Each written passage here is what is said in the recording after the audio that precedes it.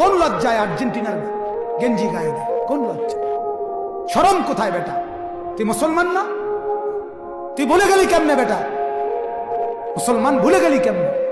তুই শুক্রবারে জুমা পড়ো না? তো সে তো বেঈমান, সে তো কাফের।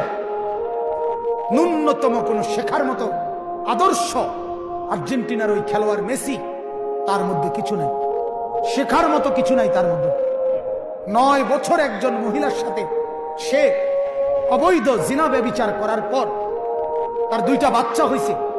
9 বছর পরে পৃথিবীবাসীকে বলছে এই 2টা বাচ্চা নিয়ে সে বিবাহ করছে ওই মেয়েকে। এটার এই আখলাক চরিত্র যার, সে একজন মুসলমানের প্রিয় হয় কিভাবে?